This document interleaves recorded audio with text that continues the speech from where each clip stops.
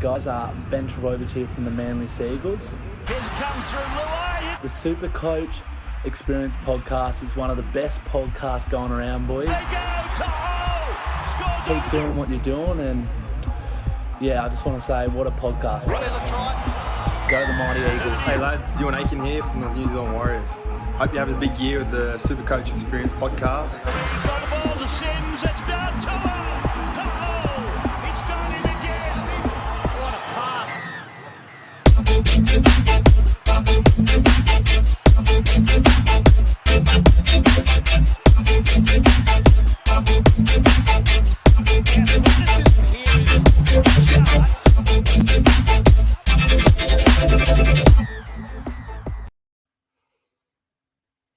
And welcome to the SuperCoach Experience. Round 13 is in the books. We are here for a shorter week, but to summarise the games, and we are here with the one, the only, I think he's called Mr. SuperCoach. Mr. SuperCoach, is that you? That's right. Yeah, I've got a few of my merchandise on at the moment. We're talking about the flu previously, so I'm going to be probably sporting this around, trying to prevent it. I just thought I'd chuck the hat on too, just to mix it up and get right into it, you know. Well, the Daily Telegraph better be paying you a royalty, mate, because the amount of SuperCoach merch you've got on there, maybe that's something we need to discuss with Sanger at the next live show. So some food for thought right there. How did your round 13 go, Timmy? Definitely something to add into my performance review at the end of the year. Look, my round 13 was pretty good. I had 13 players for round 13. I scored 1,064, which seems to be, you know, a bit above par. So I'm pretty happy with that. I've VC'd Drinkwater, looped him. He seemed to score the highest of any of my players, so pretty much nailed that. And there was just everyone that I've had in my side pretty much performed really well, except for Karaz, who got a 30. But, you know, everyone else was pretty much in the 50s or above. So pretty good round. Mate, that's a fantastic round. I only got 841. However, I only had, I think, 11 players by the end. But the trades I did, I was very happy with. So I didn't actually announce this when I was talking with Jakey on Tuesday, but I actually traded out Daniel Tupou to Ruben Garrick. And I mean, like, nice. It's a bit of a, you know, somewhat sideways trade, but I just thought, you know, Garrick's give some of them myself. Yeah, it's hard. And we were saying, this kind of goes into a bit of the psyche behind it is, you know, we were talking in our group about trading out Harry Grant and I knew I didn't have the numbers, but I didn't want to trade out anyone that I would have to bring back. And the only person I looked at on my team who I knew I might not bring back was a Daniel Tupou. So I decided to go there, and that was good for me. And obviously I got Michael Molo, I think, for round 17, so hopefully he gets named. But I mean, I'm overall happy with 841. Knew I wasn't going to come in as high as a lot of other people this week. But you know, I looped Garrick, and I had nice. all your good players, save for Scotty Drinks and Kickout. So I wasn't too disappointed. But I mean, if I think par's going to come across as 750, 800, and so your score will just make you fly. That is absolutely ridiculous. And I think par's going to be about 880 for genuine sides. That's where I reckon. Yeah, that's what I think par is roughly. 880. Yeah. I mean, the average we were kind of informed of was, I think, eight plays before trade. So you're looking around 10, 11 is the average, and then you probably put another player or two on that average for people in the top 1,000 who are playing the game seriously. So let's hope the 841 doesn't get me too many rank drops and that you can jump back up. So your rank at the moment, Timmy, what is it? And, you know, I reckon that's going to bring you up possibly into the top 300. Is that where you're at? Yeah, well, I'm 374th at the moment. It'd be nice to crack into 200 and something, like maybe get into like 290th or something like that. I don't know. I'll just wait and see. Look, I don't want to get too ahead of myself. I just want to focus on playing good club footy. No, we'll see what happens tomorrow morning, I guess.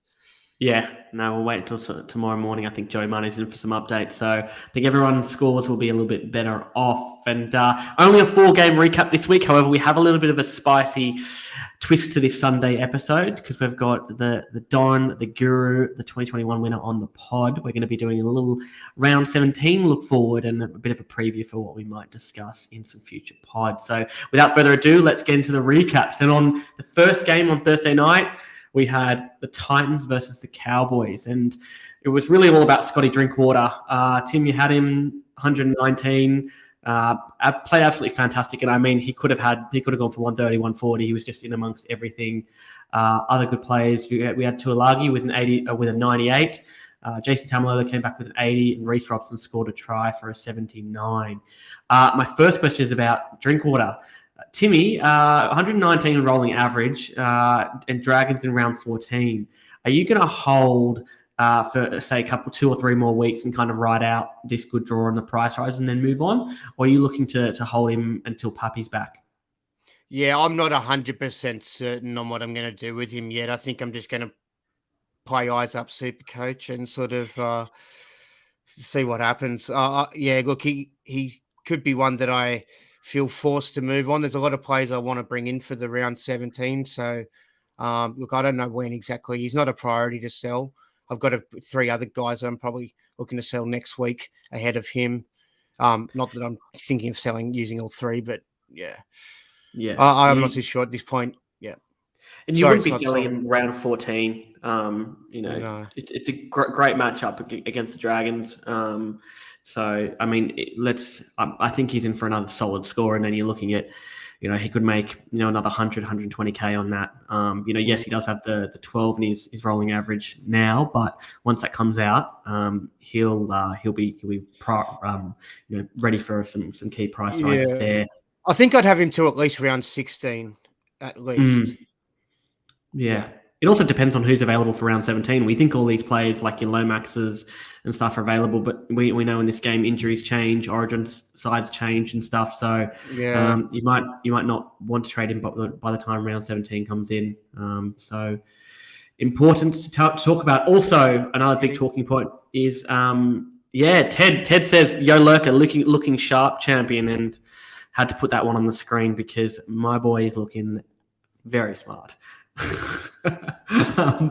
So the second talking point one about this is Jason Tamalolo scored 80 points in his return 67 minutes. Now he didn't look that fantastic. He still looked like he was coming back from injury. Didn't look 100%. But my question is, for people who might have a Haas and a Lolo front row combo or an IPAP and a Lolo combo, can they survive with something like that? And is Lolo a top 3 front rower for the rest of the year, or are you still slightly uncertain about the minutes that Payton is going to give him week to week? Oh yeah, look, it's a tough one. I feel like you could probably look to have him as you don't need to get rid of him. I feel like he's that guy you could have as a backup, or you could have as your second best guy, I guess. At the moment, he's my best prop. I've got Max King, David Mawali, and Momasia there. So, I don't know how quickly I'll be able to move him on, just based on the fact that I probably need to strengthen up those other fellas first. So, team dependent. I don't think he'll be scoring 80s. Like, I think that was a bit better than what he normally gets for you. I think he's normally more of a 50 to 60 sort of player, but I was pretty impressed to get that out of the bye round, especially coming back from injury. It could have been much more than 80. I think he had almost a couple of half line breaks there, which could have boosted up his score. Oh, Jakey boys chat signed in to say, thank God we got Maxi back over that other bloke they had last week. Oh, Jakey, please be quiet, mate. I've got the calls to sub out. People are already slaying in the comments saying, get Max off, get Jakey back on. So hope you scored well this round, mate. And Nathan says, got 1491 fellas pre-updates. Nathan, I don't know whether you're pulling my leg. But if I believe him. I believe him. Nathan, you're smashing it, mate. There's a couple of sides out there with 17 players I've seen, so it's pretty hectic. 1491, that's ridiculous. Yeah. Absolutely ridiculous, which gives us on to our next game, which was the Friday night clash of Penrith Panthers versus the Canterbury Bulldogs. So the winners we had here, William Kikau, Timmy's boy with an 86, JFH with a 74. Kurt Falls had a 65 in there. And the losers for this one, I mean, on the Bulldog side, we had Matt Burton with a 96, JMK with 74. He strung across a couple of good sides together and is looking quite an underrated option there. Losers, we had obviously Robert Jennings with 26. I was considering bringing him in, but I had to go down to Michael Milo in order to make the price differences work. We had Jacob Carraz with a 30, which didn't go into play. My big question for this one is Viliami Kikau. Last three scores were 84, a 49, and a 36. However, we've got an 86 now. We've talked about this a couple of times to me, but I just want to confirm with you, he's a hold for the rest of the season. You don't move him out for anyone for round 17. Kind of team dependent, you know what I mean? I think that he's kind of on the borderline. For me, I'm happy to hold him, and I will, just because, I'm a sucker for him. He's my boy. My team's named after him. But I think if you've got some really other strong options and you need to, and you don't know who to sell, and you need to get someone that's going to play round 17, he could be worth moving on at that value and the price that he's at, because he does have the low scores of 30 and stuff in him. And even when he has and pretty much a blinder, he's only scoring your 90s anyway.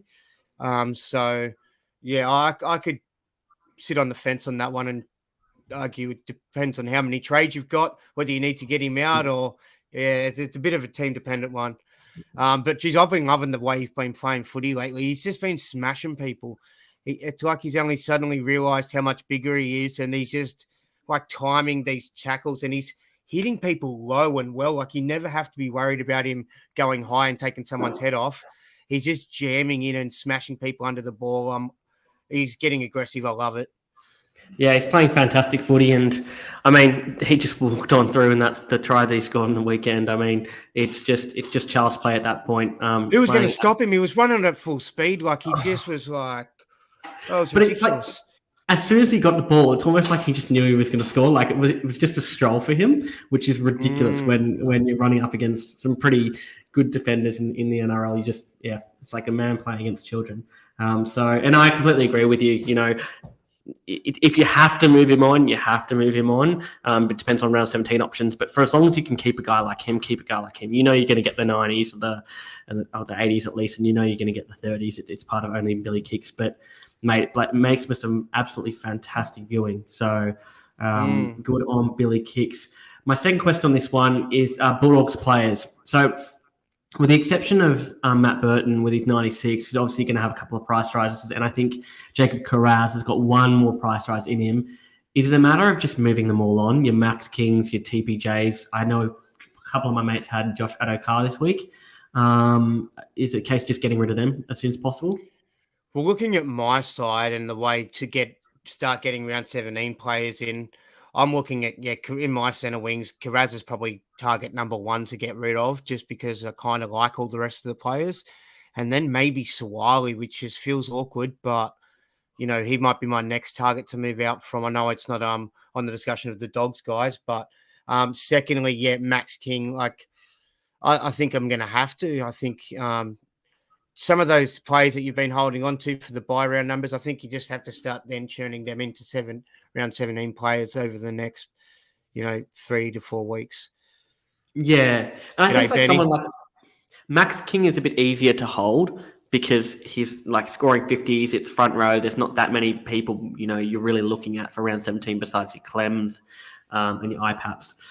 So he's someone easy to hold, but for anyone else, really move him on. I know I love Carraz, but I'm just going to get rid of him as soon as he peaks. It's just, I just don't want any piece of that, especially near my 17, unfortunately, as much as I think the guy's going to be an absolute talent. But for TPJ, people would have already sold him after him not being named this week and getting him specifically for this week. But to the extent you can, hold him for a couple of rounds, I think if he's playing, he's not going to hurt you too much. Got a couple of good scores coming in here. Wayne's got a 12-21. Jesus Christ, Wayne, how many people did you have? I like the symmetricalness of that 1-2-2-1. It's like same back to front. I like it. Is that another one of our I'm big with the numbers there. It's a good score for you, mate. It's good things. And Ted came through. Well, Ted's 995 overall. Firstly, Ted, well done, mate. You're very modest because you've been commenting in these streams for a long while, but never announced your rank. And you got 1125, so absolutely smashing it. And Wayne's just logged in to say 15 people, so well bloody done. And Johnny says, as you're right, 1221 is a palindrome. So, Timmy, yeah, I thought I've heard that word before. I don't remember those sorts of things and retain them well. You'd be good on a quiz show, Johnny. and that he would, which brings us on to our next game. So I was at this game, I was loving it, and I'm going to milk it for what it's worth because I'm a Manly fan. Ooh. So it was Seagulls versus the Warriors at Lottoland Saturday night. We had a lot of winners here. If you're an Ola Kawati owner, you were happy with his 86. Ruben Garrett came through with a 99. Topher Sipley, who I was again going to bring in, but I couldn't make the cash work, so I had to go down to a basement price cheapie with Michael Molo. But I was legitimately going to bring in Sipley because I needed someone to play this week around the 220k mark in the front row. I didn't realize it was so cheap. There's a few guys that were really cheap this week that went off, like him particularly, like as a forward. That's a great score. But also players I was a bit uncertain of in Xavier Savage and Hammer. So, they both scored quite well for that sort of 250k minus sort of price bracket. That's pretty impressive. Yeah, which was good because a lot of people were saying wanted to go Hammer. If the people already had Kiraz and they wanted a cut price option, and we kind of warned against it just because he does have those really low scores, but he kicks into gear really well. Worked well this week, but it might be painful coming forward because now that you've seen that you've got that 80 out of him, you're going to be tempted to want to play him next round and the round after, and then you might be getting that 20 and a 30 the week after. So when you add it up over the 3 rounds, it's averaged 50 plus 130 divided by 3. I'm not so good at that, but yeah, look, it's not fantastic 130 divided by 3. So it's not awesome. It's not terrible though either. But so just be careful of that. Have a look at matchup and who's defending him and stuff like that, and whether you're going to play a player like that going forward. But back to the game we're meant to be talking about, the Manly one that you're at. Sorry. No. You're absolutely right. But I think the thing that we didn't put too much into account was the fact that it's kind of miffed from, he didn't get into that Origin starting side. And, he'd be motivated, I think, to kind of kick into gear. And he just looked fantastic. That run he went down the sideline, yes, he didn't beat for speed, but he looked fantastic. And there was one run where he just basically pushed someone off, gave him a big brah. And it was fantastic to watch. Hamasai Tabioi Fido, absolute don. So my question for the winners for the Manly side in particular is Ruben Garrick. I'm an early purchaser. Loved watching him play. He looks at home at the fullback position. And Manly, contrary to what I thought as a Manly fan, which was Turbo's done, even the easy games will struggle. We look like it is Warriors, but we look like we'll still be pretty decent in terms of attacking points. My question is, he's 67 versus Melbourne at fullback. And now a 99 versus the Warriors at home. And we have a draw of the Tigers, which is a good matchup. Cowboys, not so good matchup. Melbourne, atrocious matchup. But then we have the Knights and the Dragons. A bit of a long-winded way of saying, do you reckon he's going to finish in the top 5 centre wings going home? Yeah, I think so. Just because he's got the kicking as well. I think you're safe for a minimum of 50 out of him per week. I don't think he'd ever get less than that. And, you expect to get some of those closer to tons each week. So, I think he's a keep. Yeah, I think so too. He's just playing that way. And, he just looks, he's one of those players. He's not, I'm not going to go on the same kind of wavelength of Joey Manu at fullback because he's not that good. But he just looks really good at his position, and he's just going to be in the points and relishing the opportunity. You know what I mean? Yeah, I think he's excited to be playing there. Yeah, for the boys, of course. For the team, just stepping up and doing one. Whatever's best for the side. Yeah, but he just looks really good, and as I said, the Melbourne Storm game kind of showed that he'll be in the points. If we score 3 tries, he's probably got his handles on 2 of them. This week was a bit of an anomaly with regards to that because we kind of walked over Warriors and all courses, but yeah, interesting stuff for Ruben Garrick. On the Warriors side, Bunty Afoa with a 53, Walsh with a 52, Aiken with a 53. Decent game for Aiken because he didn't do anything. The losers, we had Christian Tupelotu with a 17. For those who held on like me, yes, you've got a good player who's, I think, 425, 450K. You can move him on, but you were kind of looking for something more in round 13. Kohler with a 42 and Josh Schuster with a 41. Now that 41 includes a try with a line break. So he'll be very juicy in coming weeks should he become an option.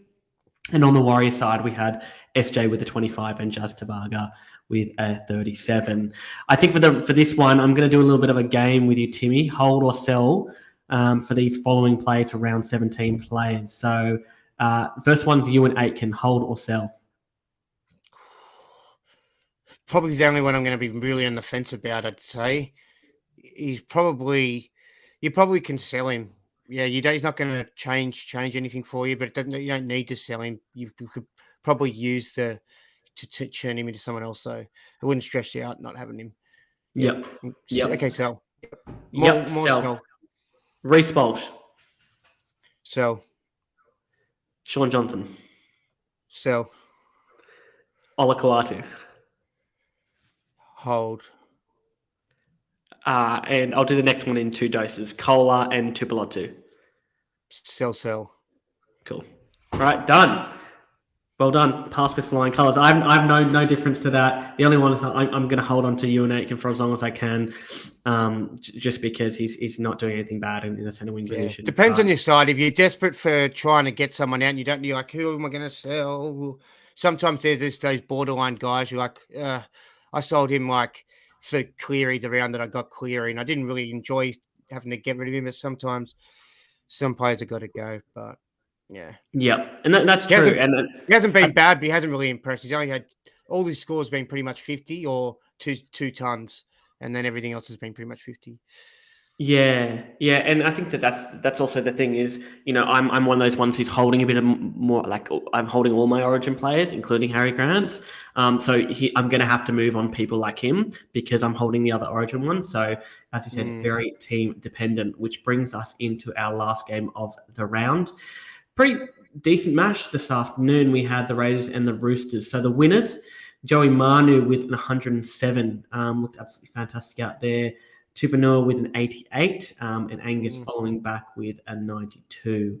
I think they might be flip-flopped or I got that wrong, but they're both around the 80 to 90 mark. Angus has got a 75 and Tupanua's got an 88. Oh, sorry, 75, yes. That's fine. And on the gentleman with a 92 was Adam Elliott. In correction there. So he scored fantastically. Joey Tarpanay with a 77 and Xavier Savage with a 71. My key question for this one is Angus and Joey Manu, are they holds for the rest of the year? Yeah. Yeah. Cool. And give me and also just give me some give me some hot tips on Joseph Suaalii. Now, he's one of those ones where the talent looks fantastic. He looks like he's going to be a keeper for years to come. However, I think it was 47 or around that with a try. You mentioned earlier in the podcast about he might be one you're looking to sell ASAP. Is that the case? You just think it's a bit too early for him and he's one you can move on? Yeah, well, when I look at the rest of my centre wings, I've got Garrick, Manu, Taylor May, Cobbo, Staggs, who I'm pretty in love with at the moment, all of those guys, and don't want to move on. Then I've only got left Karaz and Suaalii. So to bring in other centre wingers, they're the next, probably I'd say my 2 weaker links out of those players. Even though like Cobbo's getting really up in price, he's looking like a tempting sell in the fact that he's got a pretty low BE of 18 and he's like 630K. I started with him for 200 and something. So, I could move him on to another gun, but I'm pretty in love with him, so I think I'm going to hold on to him. Yeah. No, I mean you've been one of the loyal, Stags and loyal Cobbo owners. Very few. So you're gonna have to hold. I reckon some people. Stags is going to have a blinder in State of Origin, by the way, and I really hope he stays fit and brings that back to club footy in the coming rounds. So we'll see how we go. Yeah, I think so, and I think the fact that he's picked over Stevie Crichton. I know Stevie Crichton's a 14 and can kind of mold into more positions, but that's going to be big for him. And he is that Origin big game player. In Origin, we don't necessarily need him to take 20 hit ups, but he's that player who, if you want the game to bust wide open, he'll be right there. Which brings us suck on. Your toe, do anything. He's a legend. Jesus, we're getting into Sabs territory here. The question I was going to ask is in regards to Origin, because we were talking about it. Shauno asked, does Josh Adokar play himself into an Origin game too, depending on how Tupou goes? I don't think that was a blind. Yeah, look, he played well. Like he really played well. He stepped up and was fantastic. But I don't think it's necessarily about them fighting over it. I think they're just going to, if Tupou's healthy, they'll stick with him, I think, unless he has a terrible game. Unless it was terrible. But, yeah, I can't imagine they would chop it up. Yeah. For this and series. Tupou's a safe pick. He's not a high. He's not got the ceiling that all these other players do. Potential Origin wing spots, but definitely doesn't have that negative floor. He very solid player. So I don't know. We're gonna have to all have a look at it after Wednesday night, but that's what's going to make for some interesting discussions. We've got some really good scores coming in. I mean, we've got another 1,000. So Luke got 1,014 with he's ranked 1,053rd. I think he'll get into the top 1,000. Yeah, I'd say he'd sneak up into the top 1,000 for sure there. Yeah, Tobias came through with the 1137. He's had a good score, mate. Weird flex. That'll probably be like a top 2 or 3%, I'd imagine, score when you look at it on tomorrow. When you look at your side, it'll say last week I scored 1,182, and that was a top 9%. I think that 1,100 this week though is probably a better top 2 or 3%. Yeah. There'll be a few randoms with like 1,300 or 1,400, but there won't be many of them. That's pretty solid. No, I think that. Lost your audio. Oh, you're back. No, I think that's going to be absolutely. You're going to be in the top 2% easily, and Tobias, depending on where you're ranked, mate, you'll absolutely flow up the rankings right there. A couple of people had some interesting captain options. So Maka Paka had Alakawatu as captain, was looking awesome, but didn't do much in the second half. Didn't see the game. Yeah, he sort of went off in the second half. He copped a cork to the leg, and because they were doing well, they were rubbing him down. And I think, look, they just didn't need to bring him back on. They scored another try at the time that they were sort of working on him, and then it pulled out to like 30 to. I could be wrong on the numbers, but I think it was about 30 to 6 or something like that. It would have been, yeah. And, they just didn't need to bring him back on. But, look, I don't own Olakawadu, and I was pretty nervous when he scored that try in the first sort of like 13 minutes. I'm thinking, doing the numbers, the tackle bust, the line break, the try. I'm like, oh, man, he's on big score already.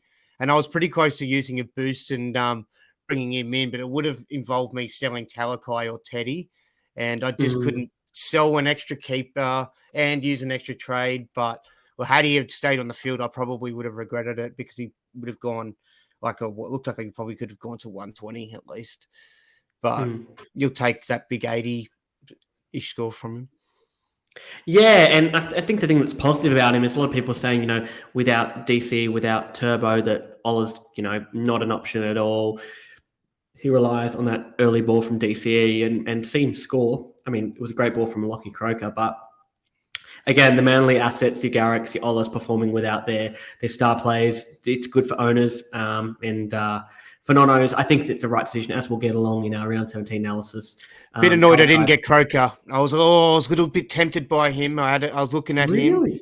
Yeah, because I just wanted to stay off Robson just because, particularly Savs has him. And I just wanted to have a different option. I like to sort of peel off. I feel like our team was getting a little bit too alike at one point. So, I'm trying to create a difference there. But yeah, I was pretty looking at Croker, and a lot of people were doing Coruscant, and I felt like he's got enough of a tick of approval from everyone else. But Croker had been scoring really consistently as well. So he just sort of went under the radar. It was about the same prices, Appy as well. Yeah, I mean, JMK, Appy. I wouldn't try roll you, bro, on the street. I would roll you on the street. What's your back, bro? Brandon's come in, just said some not nice things about a very well-dressed gentleman That's right. who would be helping people on the street, not what Savage says right there. A distinguished Mr. Supercoach over there. And another individual had, I believe... what did this individual have? Tell us about this individual. This individual, I believe, had Joey Manu as captain, so I wanted to congratulate him, even though it wasn't as contentious as... Well, do you know what? I feel like this week was crazy. Like, just all the captain options, if you wanted to captain whoever, pretty much worked out. You know what I mean? There was no one that went really too poorly. There wasn't that 20. There's a lot of weeks when we've had 8 games, and there's been captaincy choices that have been in the 20s, 30s, a few in the 50s. Like maybe a few odd people might have gone Walsh, but outside of that, I think everyone would have gone.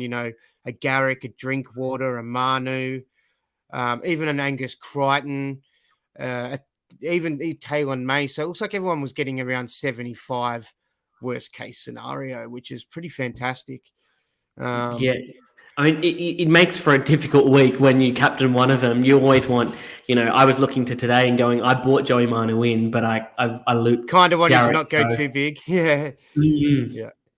But hey, that's Supercoach, and at the end of the day, everyone had it made for a relatively good round when everyone kind of hit. It's not too exciting in terms of scores. There weren't too many high ones, too many low ones, but I guess that's that. And there was another gentleman on here. I didn't find your comment, but he captained Drinkwater. So I assumed you looped. Otherwise, that's some big ball blue and kind of silly. But as I said, Drinkwater, amazing captain decision right there. Now, you know what? It was a bit of a slow start for him, Drinkwater. Like first 20 minutes, it was pretty.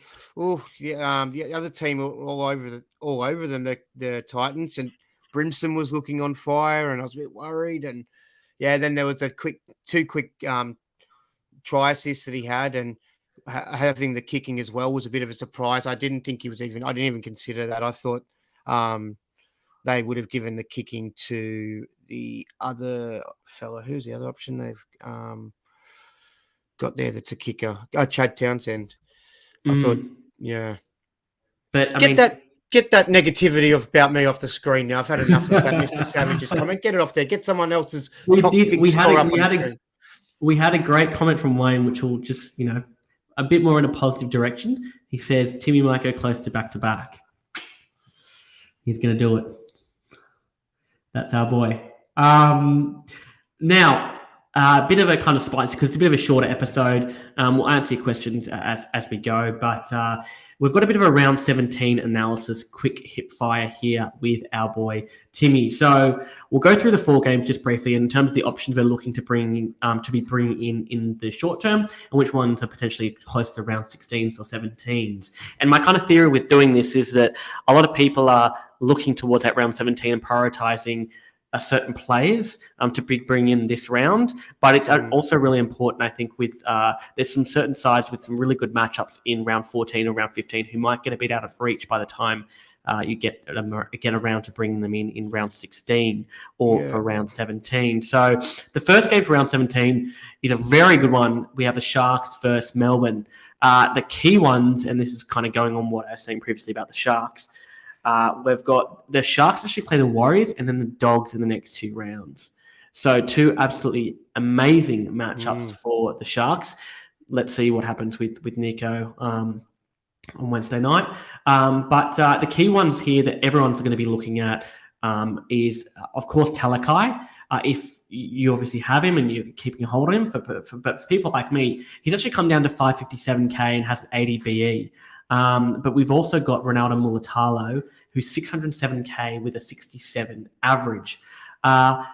Also, keep an eye on Will Kennedy, 417k with a -2 in his rolling average. But going back to those previously two, your Talakais and your Mulatalos, are you going to be prioritising bringing in Mulatalo in the next couple of rounds? And if you didn't have Talakai, would he be someone you're strongly looking at for the next couple of rounds? Yeah, I'd be pretty keen on Talakai if I didn't own him. Also, that he's come down quite a fair bit again. Like, he's not that awkward 700 price. He's like down to 500. That's nice.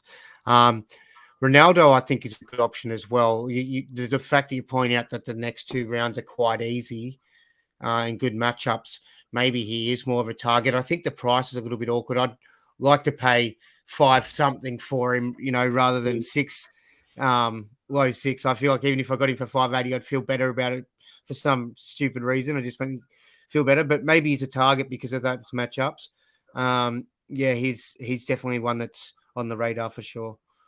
Yeah, and Subs just point out -2 and -10 in his last 2 games for Will Kennedy, so he might be 250k. So I mean, there's a point, Timmy, where we've got to stop with cheapies, but also these mid-rangers who we're going to have to bring out for someone later on down the line. I mean, we're getting down to 17s, 16s, 15s in trade, so we can't all get all these mid-rangers or these lower price ones, but he might be a good one to kind of bring in. Another good one that is a potentially good option from the Shark side is Cameron McInnes. So he's a 3-round average of 73. My question to you is, if Harry Grant doesn't back up, now in all honesty, I think that he does and he'll play 40 minutes. The Storm aren't going as well as they have been in previous rounds. But say for some reason Harry Grant's out, would you be tempted, if you were a keen Grant owner, to sell Grant to someone like Cameron McInnes around 17? Yeah, probably. Yep. I was pretty close to selling him, Grant, to Cam McInnes this round instead of getting Coruscant, just because of the round 17 coverage and starting to get a bit of extra numbers. But I just thought, hold on, at the end of this round, I'd probably rather add, whatever Coruscant could, or any other hooker that plays could score this round to my score. So I ended up going with a round 13 hooker for Harry. I sold Harry Grant myself. So yeah, I would probably consider that. It sucks selling Harry Grant. It's just he's at a really high price and you can sort of do a bit with the extra money, the extra 300k that you downgrade to someone else with. And I would hope that I'd be able to get him back probably about round 19 for a bit less, maybe hopefully 650k or something. I mean, it's a very likely scenario for Mr. Harry Grant because there's 2 theories going on. I mean, I think you'll get him back. Yeah, that's the thing too, and we just never know. But he hasn't had the best injury record, Harry. So might be one that comes down in price, and he's at that. I think he's 810k, so that's a significant price that you might be able to. The Cheese is an interesting one as well. Yeah, and that moves us on to Storm. So go ahead with Brandon Smith. Cheese 378k with a 37 break even. I've actually got him already. Yeah. I brought him in last week, but I'm not too hot on him. His body appears to be changed, and I'm sure he'll get better in the hooking position, but I'm not so sure he's a surefire keeper. But would he be someone that you're looking at? It looked like he had, $1,000 on himself to score a try every game last year. You know what I mean? He was just desperate and hungry to score. So that's sort of fallen away from his game. I could be wrong here, but I think he's only scored 1 try this year. I could be right or off. I think so. I think you're right. So it's a bit awkward, but I still get a feeling that a player like of his caliber, who's done pretty well in SuperCoach for us before, maybe turns it around. So, and at that price, I think it's like for a number that you could hold on to. He's got dual flexibility, someone I'd look at targeting as well. Yeah, and that's it kind of goes in the same Will Kennedy bracket. I know that they're not the same player, but they're players who they're going to be at a decent price where the risk isn't going to be necessarily that high for either of them by the time they bottom out.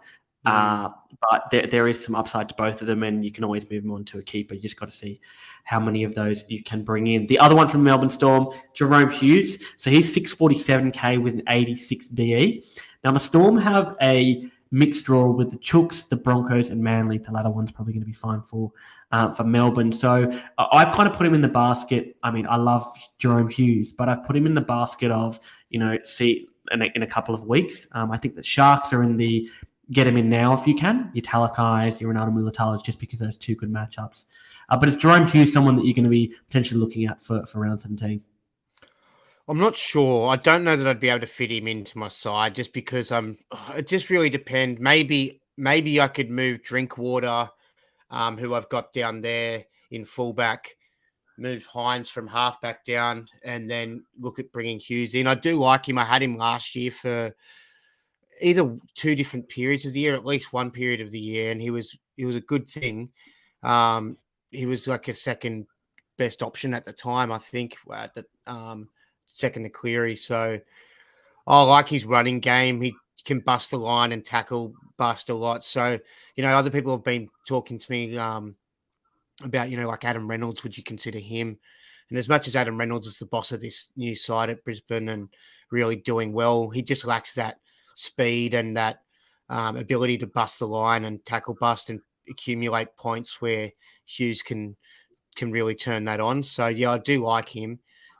Just be a matter of whether I'd squeeze him into my side because there might be someone else that I end up wanting to look at using in that half or fullback spot. I haven't really narrowed it down. If I, would say that I had all my trades planned out for the year, I don't. I sort of have, the next couple of weeks in mind and maybe someone who I think I might want to get back later on. But, you can only plan so much in Supercoach. Things always just end up presenting themselves. So you've got to change. So I'm not too sure, but he's definitely one of those names out of those sides that you'd want to be looking at, I think. Yeah, and it makes it a little bit more difficult that you've got Drinky there. I know for a lot of people, they've got Swally as their second fullback. Move it back, easy, to centre wings. Fullback. Yeah. I've also got Teddy, so I did at one stage have Garrick in my centre wings, I think just last week. But yeah, now I'm sort of more locked and I don't have that dual flexibility of moving them into the centres. So yeah, it makes it a little bit limited. But yeah, we'll press on and see how we go with it. Any interest in Nick Meaney? 527k with a 64 BE. We know with Pappy out, he's getting back into play, but obviously you'd think Pappy comes back. Pre-season, I thought he might be a really big factor throughout the year. I thought he might have a Nico Hines sort of vibe about him, kicking goals and slotting into fullback. But yeah, as an individual, I don't really like him as much for Supercoach, even though he's in a great side. I'm pretty stacked with Storm and Panthers sort of players as well. So I don't think I'd really want to add him to that list of those players. But I don't think you could go too wrong with him. I just don't think he's for me. Yep. I think you're right. And one of the ones for head-to-head players who aren't considering Origin, Xavier Coates is 398k with A2BE. He's got a couple of very low scores. If you're looking for someone cut price, you don't really care whether they play round 17 or not. So Peter's made a good point here too. So I'll cut you off. Like Pappy will be back sort of soonish, and I don't know exactly when that'll be, but that's going to be soonish. Although he doesn't cover round 17 and will probably be selected, I would assume, in the Origin side somewhere. I assume. Maybe he gets left out, but I can't imagine. It depends on. How he returns to form. Yeah, if he's a bit sticky, we'll see how he gets. But in my mind, my gut feeling just says he's in the side somewhere. Someone will get injured and he'll just find his way in, or even if no one gets injured, he'll find his way in. But you kind of don't want to not have him when he's playing club footy. You kind of want to get back on him because I think maybe you don't have to jump on him the first week that he comes back. You could have one look at him and just make sure he's good to go. But yeah, I don't know that I could have. He's probably going to take up that Jerome Hughes spot for me by having to flick one of them down to Hines down to fullback. Yeah. That's something. No, leave Hines at fullback. Sell Drinky, actually, yeah, and straight to Paps, like Peter Johnson here said, yeah. Yeah, and that's a really important thing. I think listeners need to kind of like think about is Pappy will come back and we had an abundance of fullback options. Yes, Tommy Turbo's out, but he's a standout best one. He's now that Turbo's not a thing, and Teddy's good as well. But I just think Pappy with kicking as well, best option by a mile. So probably pretty risky not to have him. Yep, completely agree. Next game is Newcastle versus South. Only person from Newcastle I've really got going on is David Clemmer, who has a 3-round average of 68.7 and someone that you probably keep in your front row for the rest of the year. Bradman Best is out for 3-6 weeks. He's always kind of an option, but he always gets tempting, doesn't he, around this sort of bye period whenever he's yeah. Unless you have to, you don't with him, and we've got to see how. Not hot on Newcastle, so probably not, just because they don't have the great halves at the moment, sort of dishing around. I mean, Milf's back and playing okay, but he's on the other side, so yeah.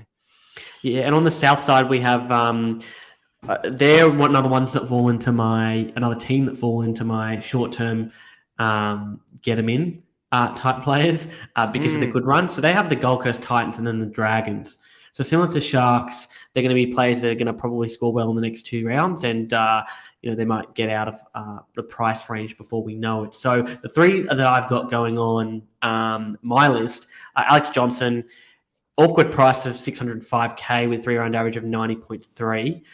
Campbell Graham, who's 578k with a 3-round average of 76. And for the people who don't have Cody Walker, 595k with a 3-round average of 74. Bit of a question for you on the spot: Alex Johnson to bring in or Rauno Mulatalo? I feel like Mulatalo's more on my radar, but that's maybe only because I've heard other people talking about him. You know what I mean? A fair bit too.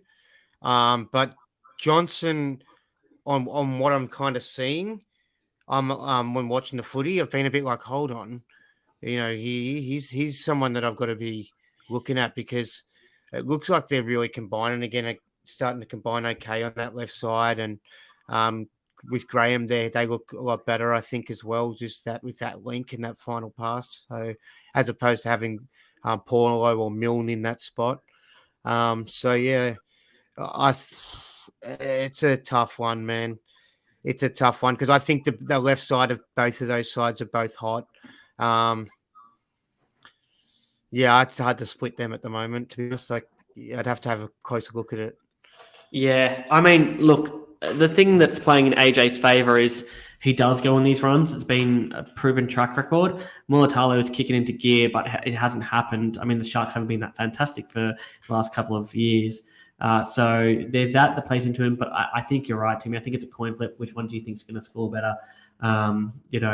And also see how Origin tracks with the potential Origin players in their squads. Campbell Graham, we've mentioned him previously. Is he someone you're looking at, keen to bring in the next couple of rounds? The killer.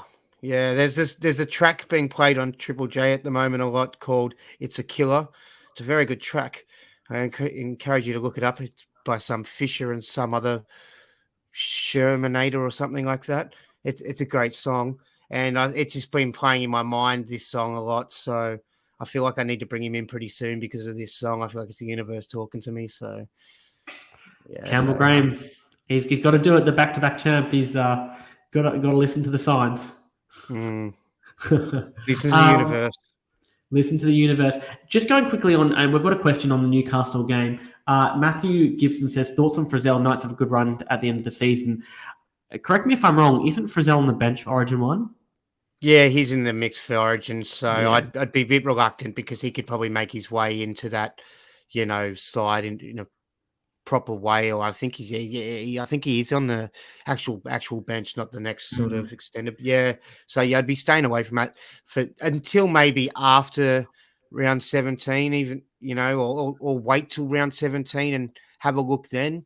If he does, if he's not getting named for Origin for whatever reason, someone gets ahead of him. Maybe Angus Crichton finds his way into the side for the third game and Frizzell's out of favour or something. You could look at bringing him in then.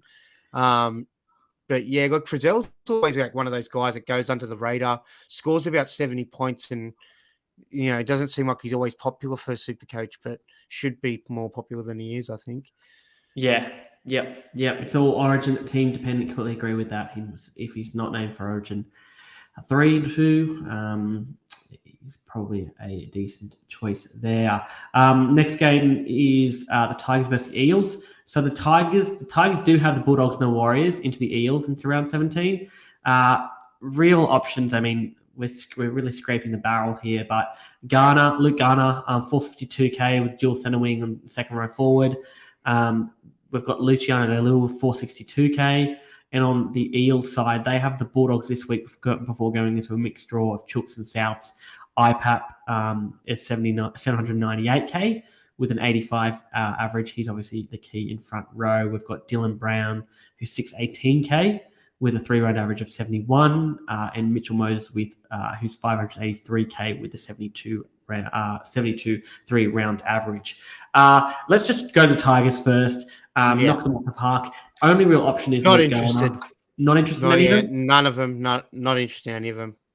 All right. I know good. Garner scored okay. He scored like 82 weeks ago when Mikey brought him in, but not interested. Just not in a good enough side and not enough of an individualist Garner to justify bringing him in. So, yeah, there's no one else in that side too. I'd stay away from that. A bit like the Titans this week. I think they're the Titans of round 17. Yep. And the Eels, Dylan Brown is one which I think a lot of people are going to move on. I was considering bringing him in this week, but the mixed draw kind of a couple of weeks later means I might be able to get away with not bringing him in and kind of going for I like him. Great option. I just don't think I could be able to fit him in my side. I've got Munster. I've got Cody Walker. Cody Walker I'm probably going to want to just hold on to and keep for that round 17. Munster, I'm going to probably find very hard to sell him, considering I've already sold 2 guns this week that are Origin guns. I don't really want to sell many more, I don't think, or any more if I can avoid that. So, yeah, you can't have them all. So he's probably one that I'll just have to fade unless something changes, like Cody Walker gets injured in between now and then or something. But good option for people who have got other things going on, like, Ilias is still lingering around, or Schneider's, or Sean Johnson. Yeah, those sorts of players. Maybe even people who have Sam Walker or Luke Keary as well. Yeah, the only real way I can see myself doing it is if Munster's kind of rested a couple of games and we get wind that's going to happen. But it's incredibly hard if you have.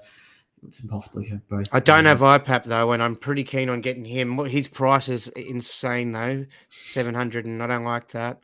But he's had 2 average-ish scores for him, hasn't he? Like not average, like not bad, but 50 and 60-ish recently. Is that right? Or I think so. Now he had so he scored 72 in round 11 and 71 in round 12. So average-ish. They're good. Yeah, they're good. I mean, you wait this week. He's got a 126 BE. So he might come down to 750Ks if you're really lucky. But I don't think he's going to change much, is he, in price? No. I think that's his price. No. Just have to fork it out. Just have to make it happen somehow. Yeah, he's one of the exceptions, I think, where, yes, their round is a bit mixed, but IPAP is just the longer you're going out with him, the longer you go without him. Yeah. I think he's just one of those players who can burn you.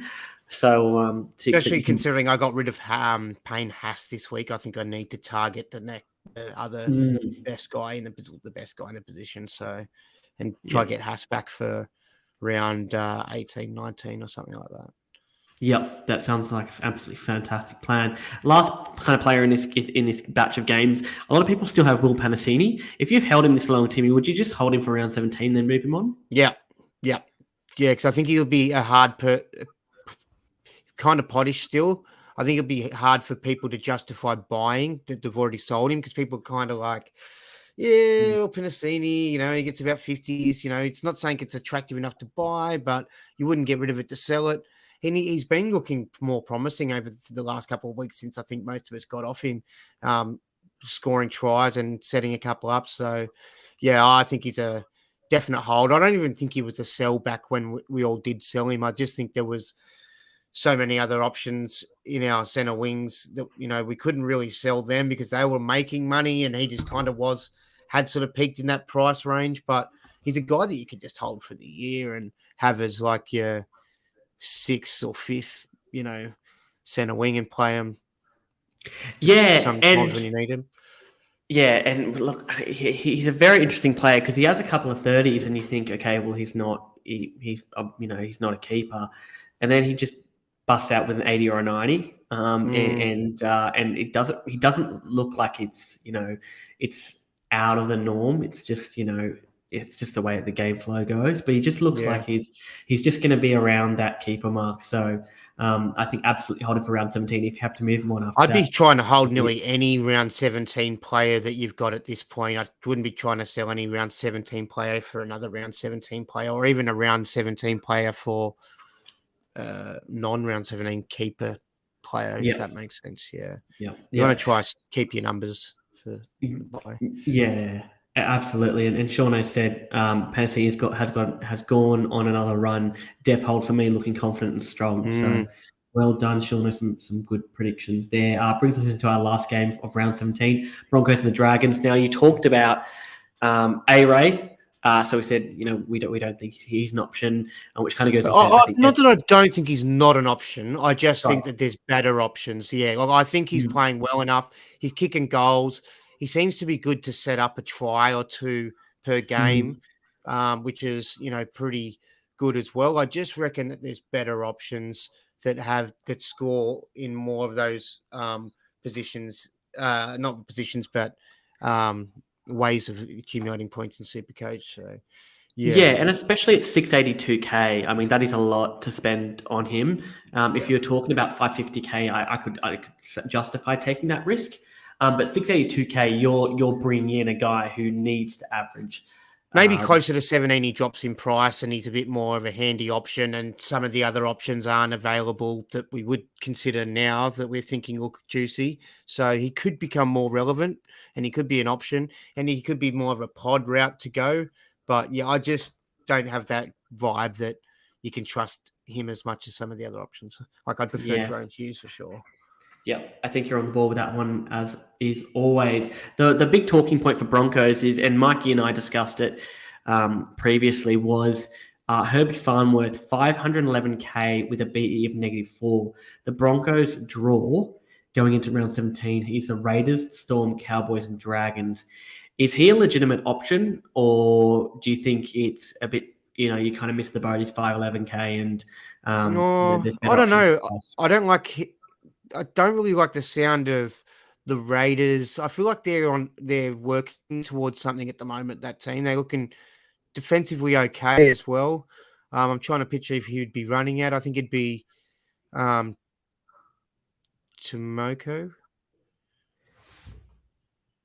He's Hold Pedersen. Right. Who are we talking about? Who are we talking about now? Farnworth. Yeah, Farnworth's on the left and Tomoko's on the So I think is Tomoko on. Oh no, he played on the left today. I think he's been moving around Tomoko, so I'm not too sure. But regardless, he's a bit of a hard one. It's if the draw was better, I'd be considering it. But you're right, Rays have been playing well. Storm and Cowboys are terrible matchups. Yes, so for the Dragons game, and then you go in for the bye round after that, like for 7. Yeah, probably maybe. He's been looking like he's on par with Stags. Like he's looking as dangerous as Stags. He's got a lot of tackle busting and line breaking, and he loves to find the line as well. So I don't mind him as probably be pretty pottish.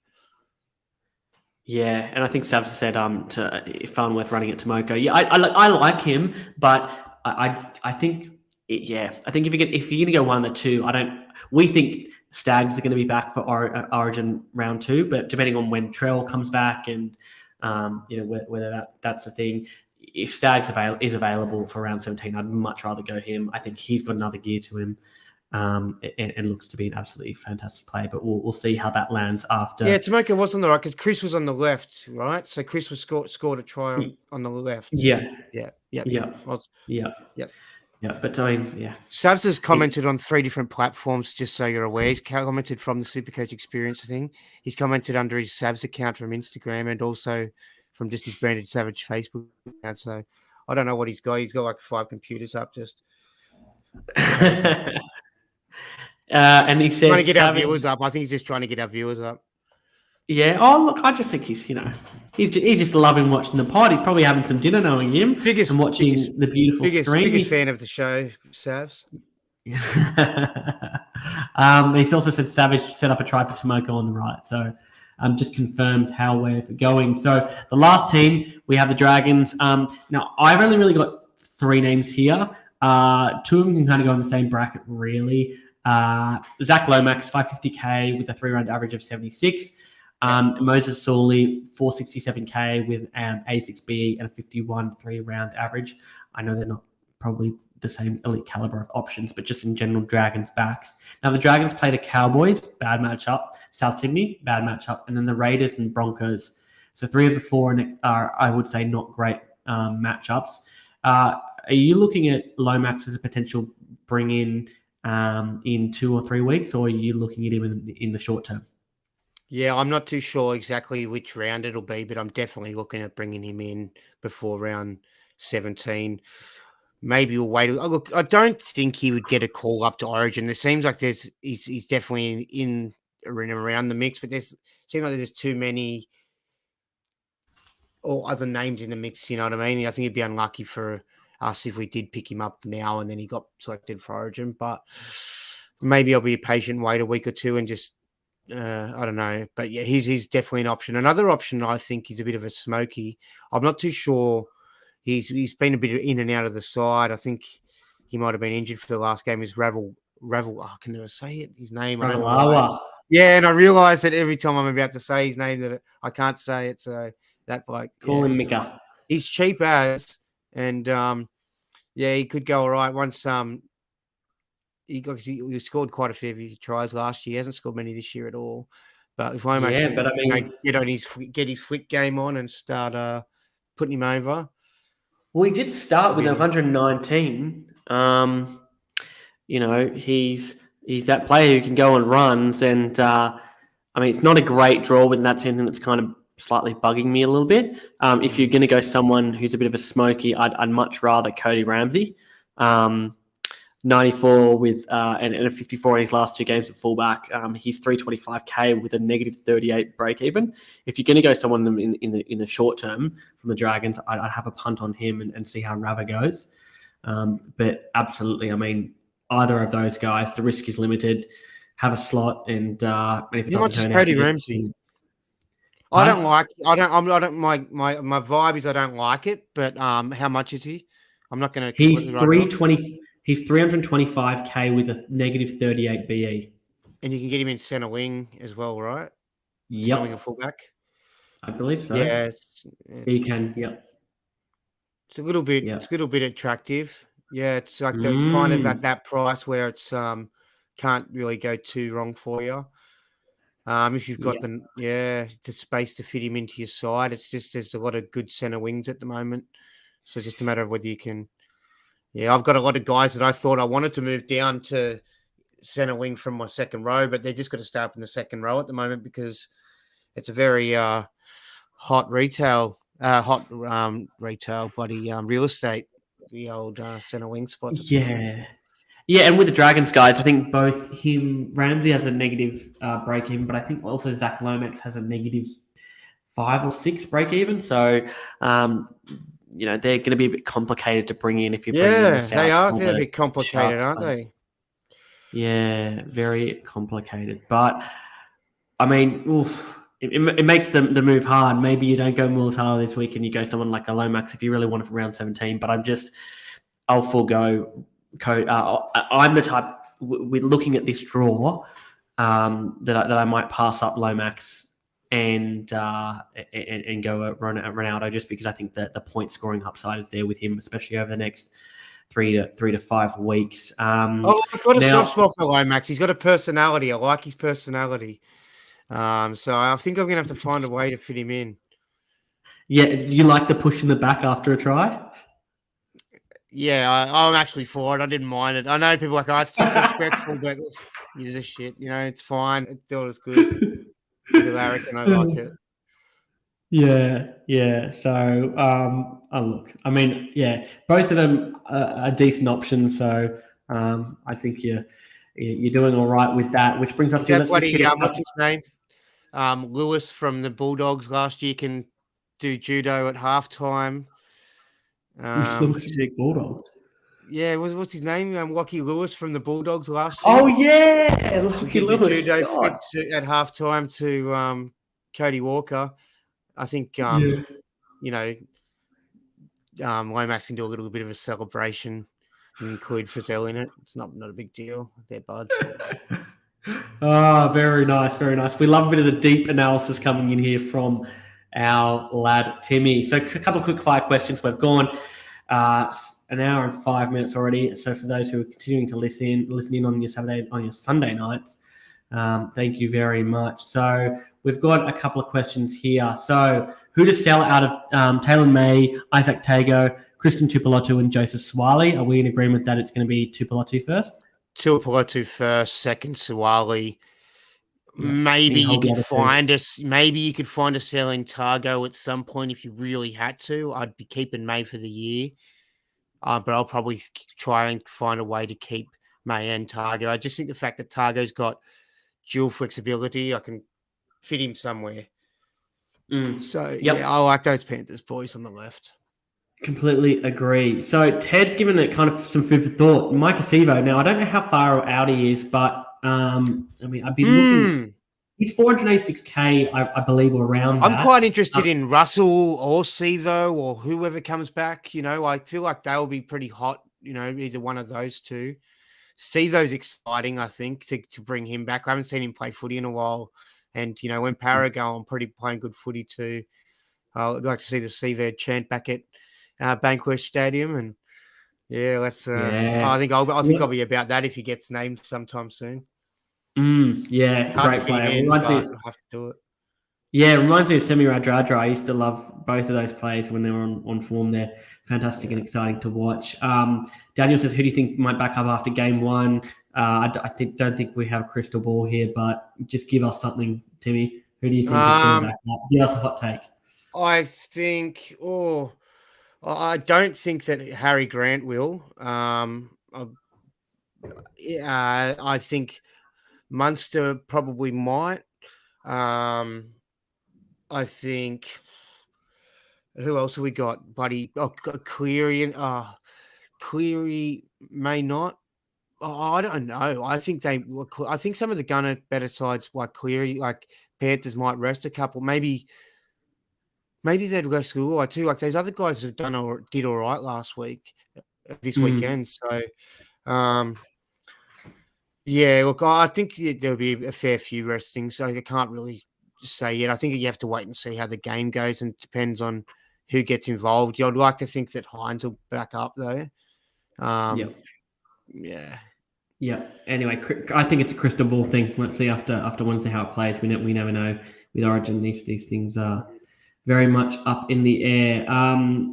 Ben says, Timmy, do you reckon people spend too much time on numbers rather than the good old eye test? No. No, I think looking at the numbers is important. It's just that they don't compute as well for me as the eye test. I sort of like watching the games and sort of seeing how easy or difficult it was for someone to achieve whatever score that they got. Like if they, you go, wow, that guy got 80 and he didn't really do much. You know what I mean? And you see that regularly happening and you're like, well, I need to get this guy in because when he starts doing stuff, he's going to go big, So, or, if you just see, players that have, look like they're about to break through. And if they had just caught that ball and scored that try, they would have gone off, then maybe start bringing those guys in. But if you're good at looking at the numbers and stuff, and it's super handy. I think you don't want to leave any stone left unturned in SuperCoach. Try work on your to your strengths, but try and improve your weaknesses as well. I try to still look at the numbers where I can. I think it's a mix of both, if I'm being honest. Even though I couldn't divide 130 by 4 before, like getting it even close. So I'd get a calculator out and I'd have a look at it. But, yeah. It's, These days, you just have a calculator for everything. I know my other degree was accounting, and I don't even have a even me, calculator now. struggle with I that. just ask Siri. I literally ask Siri for nearly mostly everything in my life. It's my new thing. And to be fair, you always have a calculator on your phone, so it's not like that quick fire maths is something that you do, So, yeah. Anyway, it is what it is. Would you sell Ruben Cotter for Cam McInnes? I'm just going to say no. I think Ruben Cotter's as much as McInnes is a good thing, and I would probably try get him in my side. I'd see if you can have them both because they're both one plays hooker and one. Or they both play hooker and second row for SuperCoach. You can swap between them, move them around. You can find a spot for one of them. Yeah, but for both of them, I couldn't sell Cotter. I don't have him, and he's sort of someone that's going to be hard for me to buy because I'm going to be now targeting around 17 players, and he's not going to be one of those. So I can't even look at him till probably after that. But yeah, I think he's a season-long keeper. Looks like he can score 72 easily. Yeah, it's looking that way, and especially if you've held him after this week, considering he was named for Origin, then I think you hold on.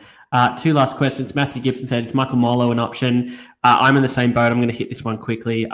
Yes, he's an option if he's named and he gets the minutes, but if he's paying 20 minutes, then he's probably not a legitimate option, and I'd be looking at other potential cheapies.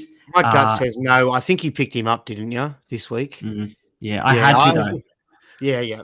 I feel like hate saying no, but I've been a bit too tempted and sucked in myself for a lot of these cheapies that, you haven't got enough cemented surety that they've got job security or minutes and that sort of thing. So they can just be annoying and they can lurk around in your side and not do much help, but more harm. So I think probably not. But keep an eye on him then. If you've obviously got an eye on him, keep an eye on him still. Yep. Yeah, I think I had to. Yeah, well, I mean, sorry, just quickly. The reason why I brought him in is I had to get someone who was basement price 175K. Oh yeah, I get that. Yep.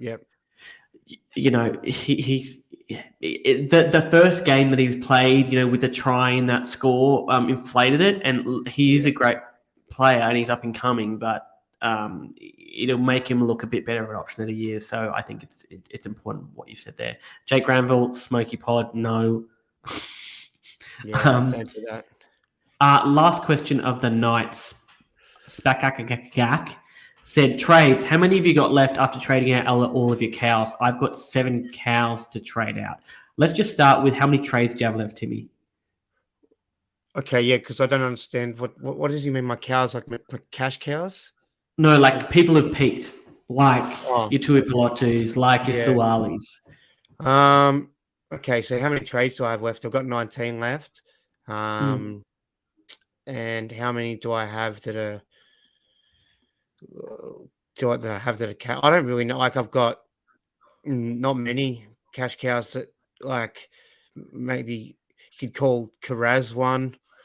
Yep, Carraz, Max King 2. The rest of them aren't really making money. Like they're just people I need to get rid of. Like probably Hudson Young, who I just bought for this little period recently. He's done pretty terribly for me. 35 and a 60 this week. Would have been so much nicer to go with Tarpany for a double 70 there. But not a great deal. I feel like most of my guys that you would consider cows would be guys that I've decided are dead keepers. So players like Stagg and Cobbo, I'll probably want to try and keep. Yep. Yeah, I think that's right. And how many players are you looking at for round 17? How many are you looking at? I'm not even sure how many I've got at the moment. I feel like I've only got 3 players at the moment for round 17. I've got Tyrone Wishart, if you can count him, will play some mild minutes. David Mawali, I don't know if he'll play. Will Momasia be back? I don't know. Talakai, you can count him for 1. I've got Piakura from the Broncos. Maybe he might get a call up, but I'm really doubting that. So potentially up to 5, but probably just 1 still. Then I've got Cody Walker as a solid 2. And then there's Stags and Cobbo, but they've got origin duty. So I've only got 2 at the moment, so it's going to be some pretty solid trading for me over the next 4 weeks. Yeah, I think that I'll probably end up. I mean, I've got 4 at the moment, but I think I'll end up around the same as what I had for round 13, which is around 11, 11 to 12. There are some options, but it's going to also depend a lot on whether your Stags has come back and then when they're named for Origin 2 and 3. I imagine I'm going to be lower on numbers for that round. I just. I don't know. It depends because I'm really at a struggle, at a big, massive tug of war of trading in players for these bye rounds and going hard or soft, depending on whether I want to use my trades or not for the back end. Because I'm really looking at that back end and starting to do the maths and going, 8 trades left with how many games? Gets a bit scary. So I think I'll be probably on the lower end. I had 13 for this round, which I think was just one player more than the average bear, I think. But I think I'll probably be one player less than the average bear next round and probably be on 11 myself. Yep. I'll try to get about 9 players in, I think. Yeah. It's important always with that, the buys end and everyone scrambles to get along the Origin players back in. And I like that. I've got 19 trades. I'll bring in 9 for round 17. I'll have 10 from round 18 onwards. Well, I've got 4 people for round 17. I have 15 trades. So yeah. That's 10 trades over 8 weeks. That's gross. Jeez, everyone, we all thought we had extra trades. Like we had so many more. Everyone go, I've got 5 extra trades. We'll be sweet. But bloody hell, look at them go.